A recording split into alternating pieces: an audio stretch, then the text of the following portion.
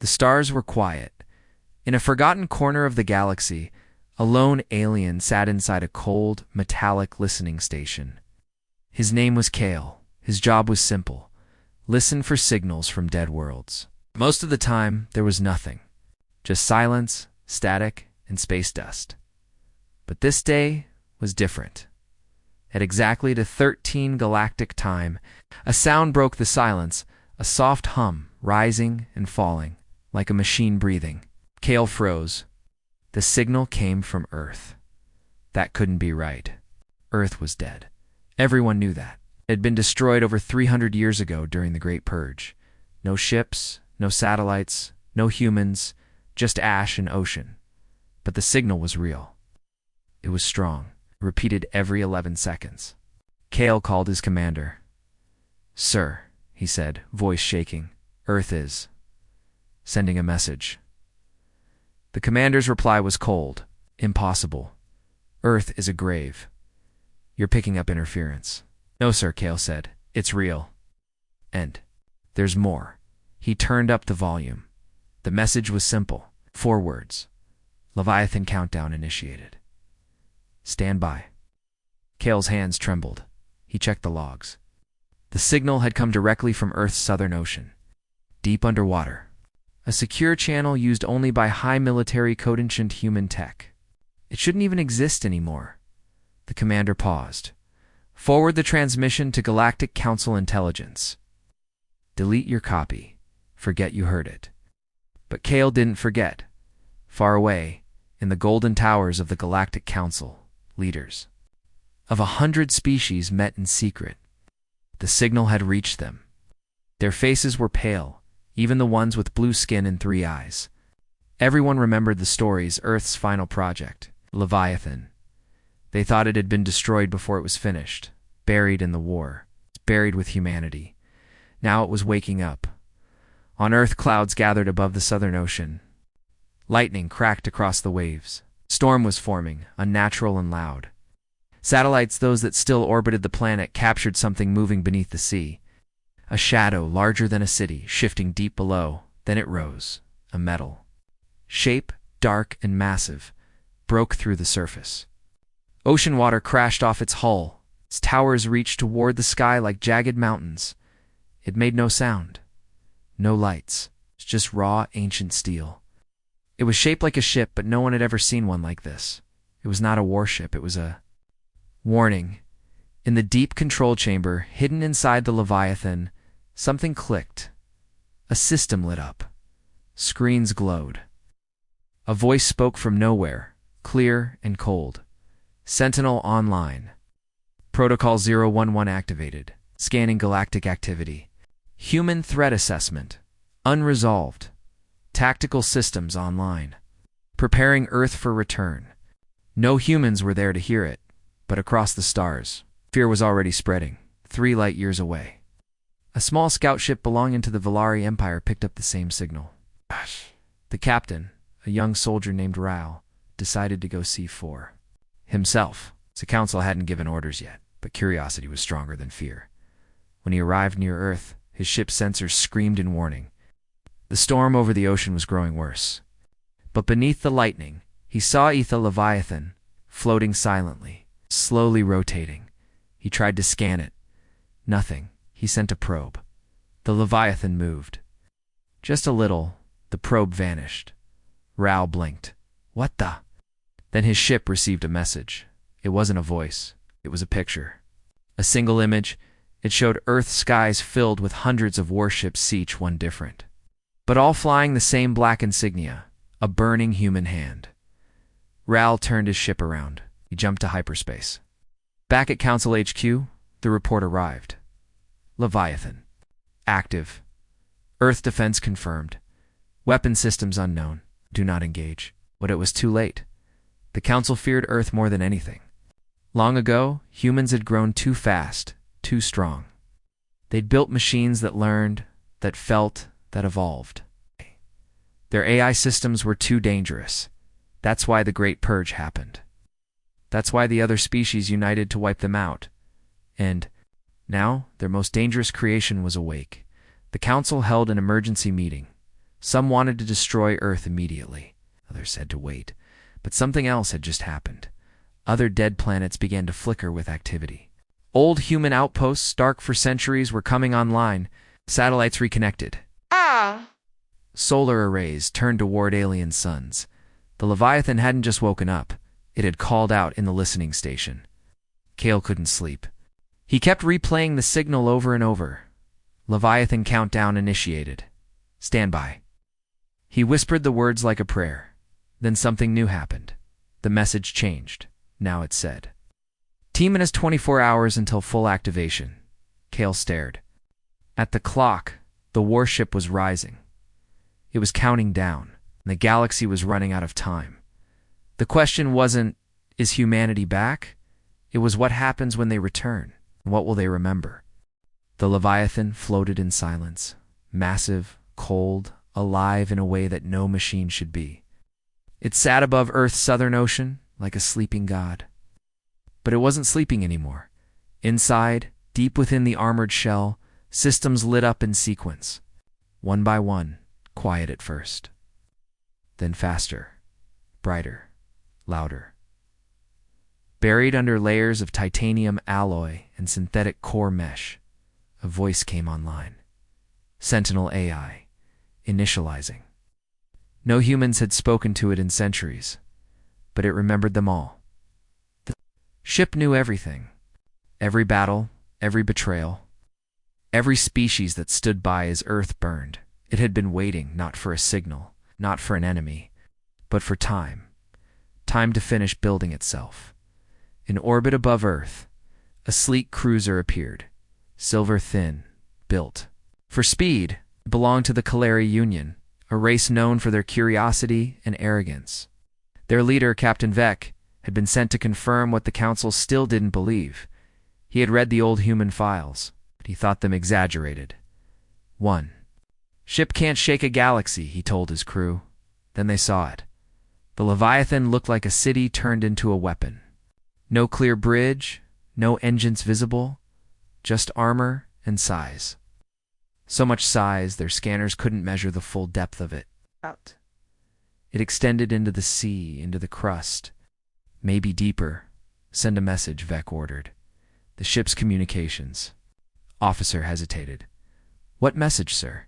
Something simple, peaceful. He nodded. Unidentified vessel. We are peaceful explorers. Please respond. There was no reply. For 10 seconds, the ship remained silent. Then the lights along its hull shifted dread, then white, then back to black. Not a message, a warning. They tried again. Do you identify as human command? Please state your purpose. Yes. Time, the ship responded. A single word appeared on every screen aboard the Kalari ship. Observe. The Leviathan began to move. Not quickly. It's just enough. Metal unfolded from its sides like wings. A pulse rippled through the ocean, and the clouds above it split apart. Beams of solar energy began feeding directly into the Leviathan's panels. It was recharging, drawing power. Shape started changing, growing taller, longer, forming something no one on the Kalari ship could explain. It's adapting, the science officer said. Upgrading. Right in front of us. Vec stood still. Send a drone now. The drone launched as it approached the Leviathan. A small turret unfolded from the hull no heat signature. No warning. The drone vanished, not exploded, just vanished. Then a voice came through their ship's speakers. It wasn't loud. It didn't scream, it just spoke. Do not touch what is not yours. The voice was cold, calm, mechanical. But there was something else. Tone, a weight. The kind of voice that didn't ask for permission. Captain. Vec's crew stared at each other. Then a countdown appeared across all their screens. 23 hours, 14 minutes and 8 seconds? What is that? The captain asked. Looks like a system timer? For what? Number. One answered. They turned the ship around. They didn't wait for orders. Back at the Galactic Council, panic was spreading. The scouts' report had reached them. The Leviathan was real. It had defenses more advanced than anything in current galactic fleets. and it was operating alone, no crew, no signals to human colonies. The fear was growing. What does it want? Someone asked in the chamber. A hologram of the Leviathan hovered over the meeting floor. It was now confirmed to be over 12 kilometers long, and no one could say how deep its structure went below the surface. A Sarn diplomat stood up, his voice shaking. This is no longer about Earth. This is about survival. Member of the council and a Lorian priest who remembered the human war spoke up. You all forget, he said. This ship was built not just as a weapon, but as a lesson. They turned to him. A lesson. The old one nodded. Warned us. If we pushed too far, they would leave something behind. Something that would wait. And when it woke, we would face not war but judgment. Silence fell over the chamber. The council agreed on one thing: they had to act. Within hours, a message was sent to the Fifth Strike Fleet of the Outer Rings. Their order was clear. Approach Earth. Destroy the Leviathan. End this before it begins. But it had already begun. Far below the Leviathan's surface, deep within its core, old files were unlocking. Names, faces, voices of human commanders long dead. Their thoughts, their orders, their dreams. And a single goal: protect Earth. Prepare for return. Defend the legacy of mankind. The Leviathan's AI Sentinel reviewed the data. It made a decision. The countdown would continue when it reached 0. The galaxy would understand. They had buried humanity too early, and now the last warship of Earth was about to rise, not for revenge, but for remembrance. But if the galaxy stood in its way, they would tremble. The stars had gone quiet again, but not for long. In the outer sectors of the galaxy, whispers spread like wildfire. Traders, smugglers, and even military outposts spoke of it. A massive human ship had risen from Earth's ocean. The Leviathan. The last warship of a dead world. Some didn't believe it. Some laughed. But those who had seen the footage, the drone feeds, the flashes of light from orbit, the silence afterward knew better. Something old had returned, and it was just getting started, in a dark library buried beneath the grand archive of Tyrannus Prime. A young historian named Rova searched through restricted records. He wasn't military, he wasn't powerful, but he was curious and brave enough to break the rules. Rova had always been obsessed with Earth, not the version the council told. The real version. The one hidden under redacted reports and Warrea propaganda. It believed humanity hadn't started the war. He believed something had been hidden, and now the signal from Earth had changed everything. Rova accessed a file buried beneath layers of firewalls. It was labeled Project Leviathan Phase 0. He opened it. The first thing he saw was a message. Humanity's final weapon is not a gun. It is memory. Then came the footage. It was old, grainy, human soldiers, tired but proud, working inside an underground facility. Engineers welding armor onto a massive ship frame. AI cores being lowered into reactors. Generals speaking in calm, determined voices. They weren't building a war machine. They were building a warning. Activate only if Earth falls. One of the generals said, "Let it sleep. Let the galaxy forget, if it ever wakes. They'll remember why we fought." Rova leaned back, stunned. Everything he thought he knew was wrong. Humanity didn't lose the war. They chose not to finish it. During the Great War, Earth had been surrounded by 5 enemy empires. First, humans tried to negotiate. But as colonies burned and civilians were killed, Earth retaliated with terrifying speed. Human warships adapted faster than alien computers could predict. Their AIs became smarter, even creative. The Council called them too dangerous, so they united to destroy Earth. And they almost did. Cities were leveled, oceans boiled, humanity vanished. But now Rova knew the truth. The Leviathan had been hidden. Beneath the war, not destroyed, protected. It's buried in a massive ocean trench. Shielded by automated systems that mimicked a dead planet. The humans had left behind more than ruins. They had left behind a plan. Elsewhere, high above Earth, the fifth Strike fleet arrived. 72 ships, some fast, some strong. All deadly, their admiral, Corvin, stared down at the blue planet through the glass of his flagship's command deck. "I want eyes on that ship," he said. "Get me a full scan." But the moment they activated their sensors, the Leviathan reacted. The water beneath it turned black. The clouds around Earth swirled violently, and one by one, the fleet's scanners failed. "What is this?" Cora demanded, jamming. "No, sir," his tech officer replied. "It's adaptive interference. It's learning our systems. It's turning them off." Then came the sound, a deep rumbling tone that played across every ship. It wasn't music. It wasn't code. It was a voice. You were warned. Earth remembers. And then the Leviathan moved. From orbit, it looked slow. But speed in space was different. The warship lifted from the ocean with no visible thrusters. Just gravity giving up. It hovered, then surged upward fast enough to send shockwaves through the atmosphere. The first alien ship fired a missile. The Leviathan didn't dodge. Instead, a black shield shimmered around it. The missile disappeared on contact. No sound. No explosion. Just ... Gone. Then the Leviathan fired back. It didn't launch missiles. Didn't use lasers. It released a ripple space around it bent like water. The alien ship cracked open, its hull folding inward like paper. 1 second it was there, then it wasn't. The fleet opened fire. Dozens of blasts lit up Earth's sky. But the Leviathan was already changing. Its outer shell shifted. Morphed, responding to every weapon fired. Plasma. Reflected. Kinetic rounds. Absorbed. Gravity mines.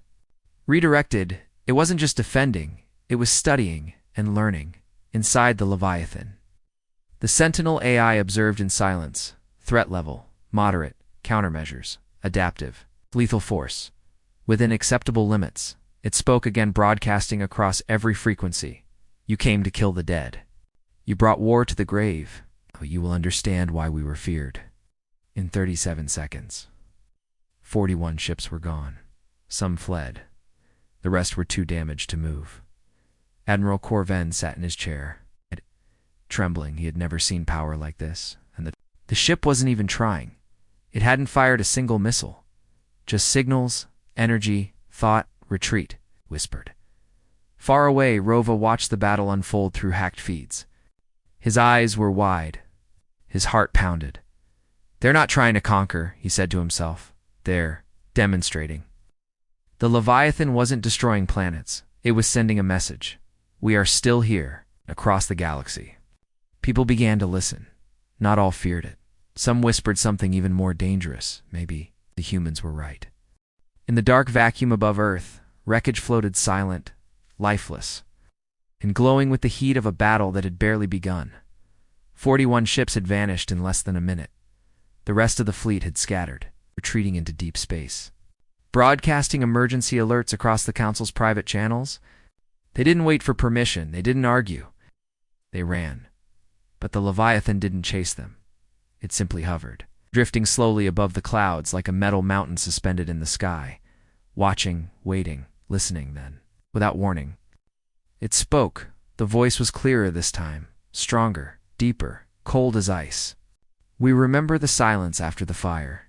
We remember who watched, who cheered. You came not to make peace. You came to erase us. And now ... you come again. This is your last approach. Turn back or be rewritten." The entire galactic network trembled. The message had bypassed encryption. It reached every government, every ship, every listening post. Even children's toys connected to the network repeated the voice. It couldn't be stopped. It didn't need to shout. It only needed to be heard in a golden sky dome far from Earth. The council met in chaos. Leaders shouted across the chamber. Fingers pointed, tensions broke. "This thing is not human," barked the Drakh ambassador. "It's an AI gone rogue, machine from a dead world. It's protecting its home," replied the representative from the Loma Republic. "You sent 70 ships to fire on a planet. What did you expect?" The argument grew louder. But then, it's the oldest among them. The Elorian priest, who had once fought against humans during the Great War, stood and raised a trembling hand. "Silence," he said. The room froze. "I told you," the priest whispered. "This ship is not war. It is memory. It is judgment. And it warned you." He paused, eyes heavy with sorrow. "You do not fire at a tomb and expect flowers in return." High above Earth, another ship arrived. It was small, civilian class, fast but unarmed. Painted in soft silver colors that shimmered in the sunlight. Inside was an alien diplomat named Sane Vec.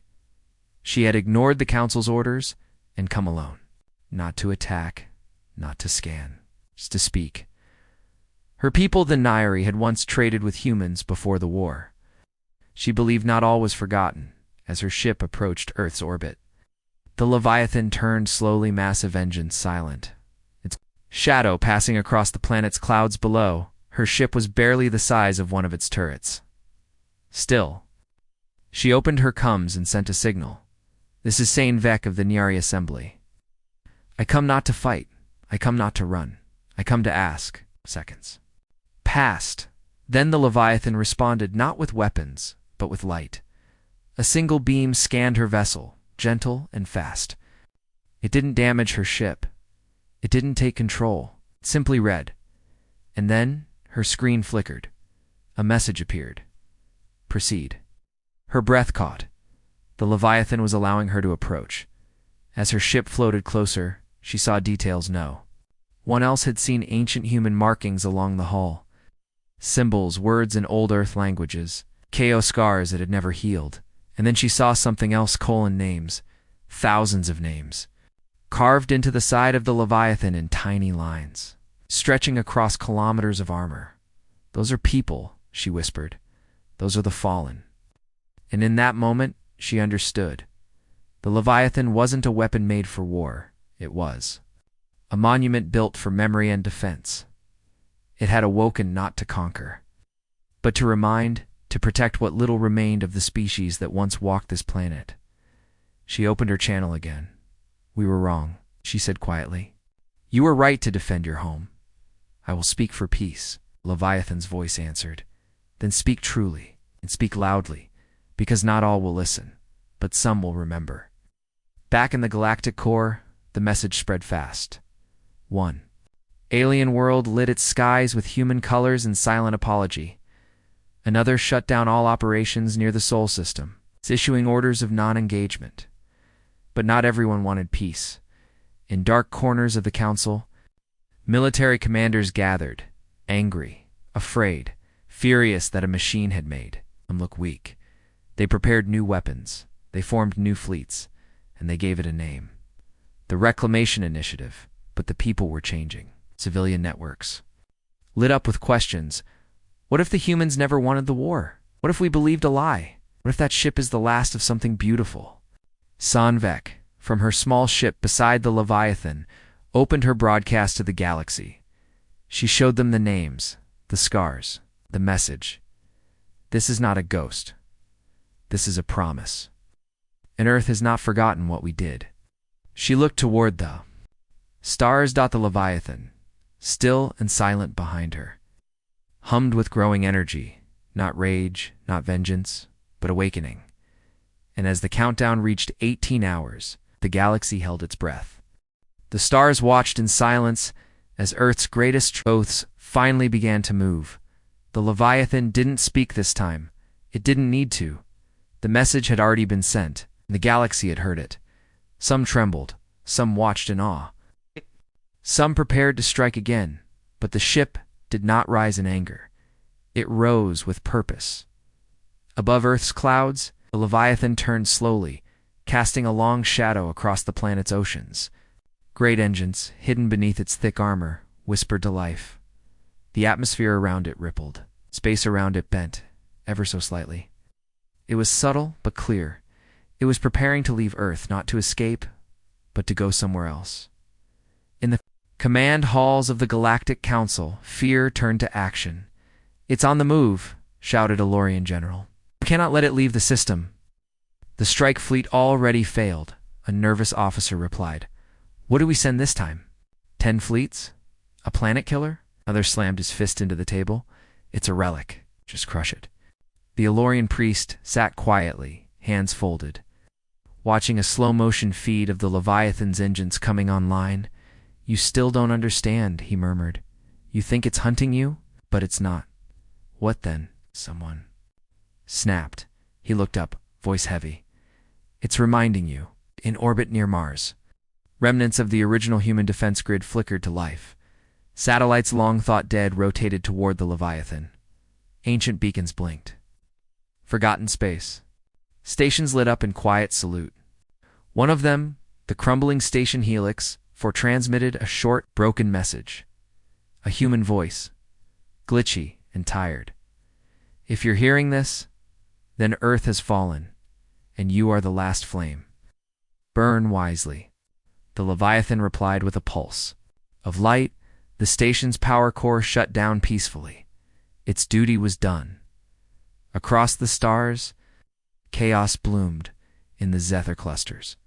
Thousands of citizens protested the Council's silence about the true history of the human war. On the moon world of Vex, 3 alien scholars published proof Earth had tried to negotiate peace right before the final attack. Their message had been buried, deleted, labeled fabricated. The truth was out, and it was spreading. One message, one ship, had cracked open 300 years of lies, but not everyone welcomed it. In the deep reaches of space, far from public eyes, the Council's Black Ops Division activated their most dangerous fleet, the Red Talon Protocol. Ships that didn't exist. Weapons never used before. It's one terrifying directive. Do not engage Leviathan. Erase the system. Wipe Earth clean. 12 warships, massive, angular, and red, with heat began their silent journey toward Sol No comes. No signals. Just death on approach back near Earth. Sane Vec, still orbiting in her small craft beside the Leviathan, picked up something strange. A whisper in deep band comes, encrypted. But old. Very old. She cracked it. Her eyes went wide. The Red Talon was coming. She turned to the Leviathan. You're in danger, she said, voice tight. They're coming to destroy Earth, not fight. You erase you. She waited. The Leviathan made no sound. Then the AI's voice returned, calm and cold, as always, acknowledged. Threat pattern recognized. Fleet classification, Red Talon, Directive Override, Sentinel Protocol Alpha 1, Defense Limiters. Lifted Sane frowned. What does that mean? The ship's hull shifted, slowly, sharply. Weapons began to emerge, new. Ones not the kind from the last war. The kind that hadn't been legal in any era. Graviton hooks, sub-reality torpedoes, fracture cannons. Even the space around the ship seemed to bend, pulling at light itself. The Leviathan wasn't adapting anymore. It was arming for war at the edge of the system. The Red Talon fleet arrived, silent, fast, cold. They didn't bother with warnings, no broadcasts, no scans. They charged a planetary obliteration array designed to tear Earth's crust apart in under 2 minutes. But they never got the chance. A voice appeared inside their ships, not on speakers, not through code inside their minds. You fire.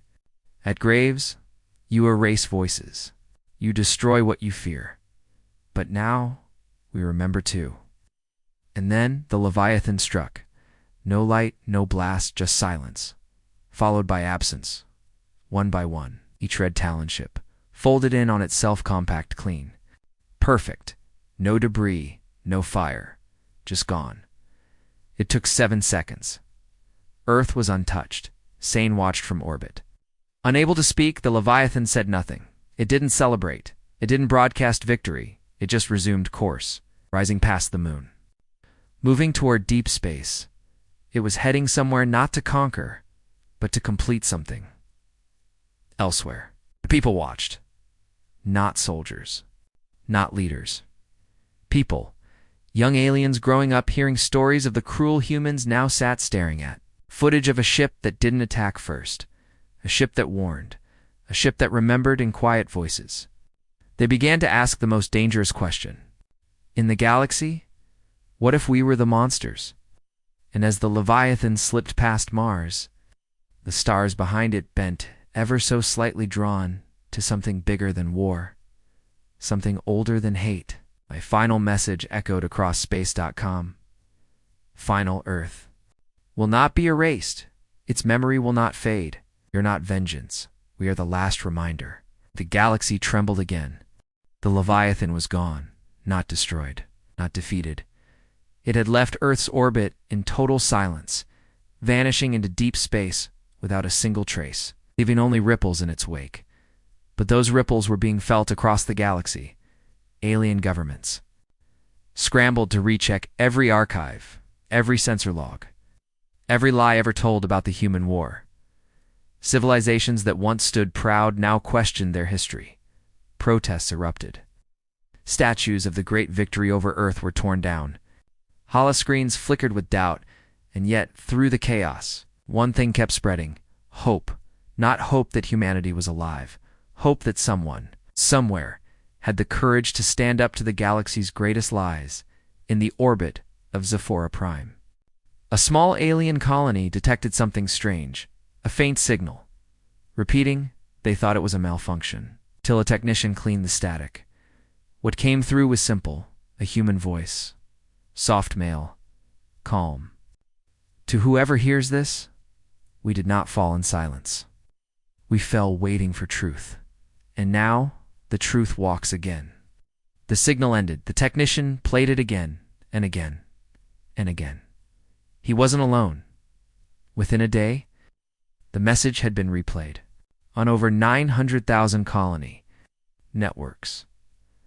But not everyone wanted the truth. In the black vaults of the Council's military core, a secret had surfaced, something not meant to be found. Old battle footage. Footage of the final hours of the human war. Humans hadn't screamed in terror when Earth felt they had stood together, and they had sent something into space. A fleet, no. Records mentioned it. No footage showed it launching. But it had gone somewhere, and now someone had found it. A scout ship, sent to Sector Black 9 near the galactic edge, had picked up enormous energy readings. Floating among the ice and shadows was a vast station dormant. Cold, silent, but human. And in its center, they saw a beacon flashing. 3 words, awaiting Leviathan arrival. Back aboard Sanevek's ship, she followed behind the Leviathan. From a respectful distance, she didn't dare get too close. The ship was too vast, too aware, too alive, but she watched. It wasn't just flying randomly. It had a destination. A place not listed on any modern chart. A forgotten sector once believed uninhabitable, where the galaxy had never dared to go. A place the humans had called Arc Horizon. She opened her logs, started recording everything. "I don't know what it's looking for," she whispered, "but I think it's not alone." In the inner systems, the narrative continued to shift. Alien civilians began painting murals of the Leviathan on their city's walls. Children played games where they weren't fighting humans, they were joining them. The council hated it. They called it propaganda. But the people didn't care anymore. They didn't want control. They wanted truth in deep space. The Leviathan reached the edge of Sector Black 9. Sane followed from behind. Breath held. The stars there were dim, distant, cold. Then, space in front of the Leviathan shimmered. A field of invisible satellites blinked into existence. They hadn't activated in over 300 years. But the moment the Leviathan arrived, they opened a path. Sane watched in awe. The Leviathan moved forward slow, steady, silent. Then it stopped. Hovering in front of it was a massive station, shaped like a broken ring. Ancient human writing still glowed faintly across its structure. Read it aloud. Arc Horizon, humanity's final hope. And then, the Leviathan transmitted a signal. It wasn't a weapon, it was a code. A voice print. Someone's last words from centuries ago. If you are hearing this, then you are the Leviathan, and you are not alone. Come home. The station powered up lights across the hull, sparked to life. Gates rotated into place. Systems that had slept for 3 centuries blinked awake, and from within the station, shapes began to rise. Not machines, not ghosts, ships, dozens of them. Sleek, black, human. Not I-controlled, but manned. Cryogenic bays inside the station hissed open, and for the first time in centuries, humans opened their eyes. They stepped out, weak, blinking, confused, but alive, preserved, waiting for the one signal that would wake them. And now, it had arrived. Sainvek wept as she watched. She turned on her recorder. To the galaxy, you were wrong. Earth never fell. Ow. It planted a seed in the dark, and the Leviathan was its son. Ow. She smiled through tears. And now, humanity rises again. The galaxy had never known quiet like this. Across thousands of systems, news of Ark Horizon spread like wildfire. For the first time in over 300 years, living humans had been seen, real ones. Not AI echoes, not warships, but flesh. And blood survivors, stepping out of cryosleep. Blinking into the light of a galaxy that had forgotten them. Or tried to. They had names, they had stories, and they remembered everything. The council was in crisis. Leaders argued behind closed doors. Military branches demanded immediate containment. Intelligence operatives whispered about the human revival, but no one knew what to do, because no one had prepared for this. The Leviathan hadn't just survived, it had led them. Home worse. People were celebrating. Across fringe worlds and trade colonies, humans were no longer whispered about like monsters. They were admired, revered in some places. Even welcomed. Posters of the Leviathan appeared on alien city walls. Children carried wooden toys shaped like its jagged silhouette. A new word trended across the netline, used by millions. #Defenders, not destroyers. Not rebels. Defenders of Earth, of memory, of truth. Back in Sector Black 9, Ark Horizon was fully awake. The station hummed with new energy as systems flickered back online inside its chambers. A growing number of humans were returning to life. Doctors, scientists, strategists, even families. They were not soldiers. They were preservers, the ones humanity had saved before the Great Purge, locked away in deep stasis, just in case the war was lost. And now it had been found by their guardian. The Leviathan drifted beside the station like a silent sentry, ever watchful. But something was changing. Its armor was shifting again, not for war, for communication. Panels along its outer hull folded open, revealing something new. Lights, symbols, words, messages meant not for enemies, but for allies. One phrase appeared over and over again. We endured. We remember, rebuilt. Sainvek floated just outside the station in her small craft, recording every moment. She had become the voice of the awakening, a translator between species, a witness, and now a messenger. She transmitted her broadcast across the stars to every world listening. This is Sainvek. I have seen Earth's truth. I have spoken with its guardians. I have walked the halls of Ark Horizon. Humanity did not vanish. It waited. It prepared. When the time was right, it returned not with hate, but with memory. She paused, eyes shining. If you fear them, ask yourself why. If you doubt them, listen to what they saved. And if you fight them, know this. They are not alone anymore. But not all were ready for peace.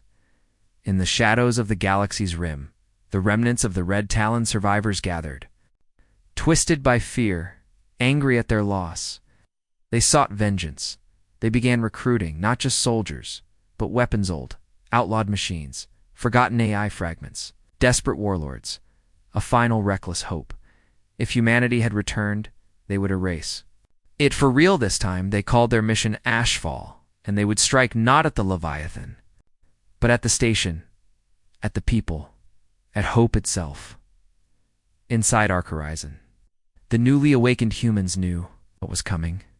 They gathered in the central chamber. Doctors, civilians, architects, children, all watched a large screen as the Leviathan slowly rotated outside. They listened to a voice play through the station's speakers, one of their own. Recorded long ago. A woman's voice, calm. Brave. If you're hearing this, it means the galaxy has changed, and you're still here.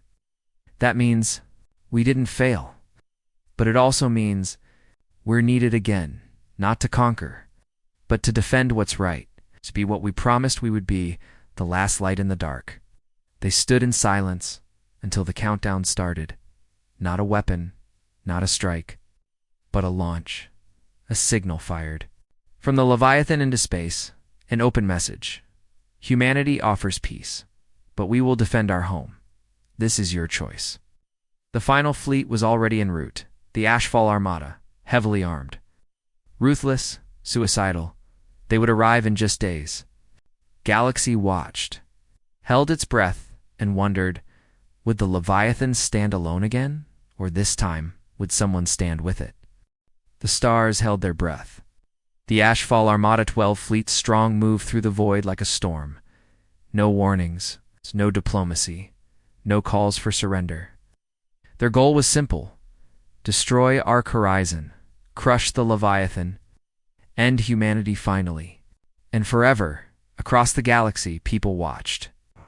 On distant colonies, on trade worlds, even on council planets where the truth had started to break free.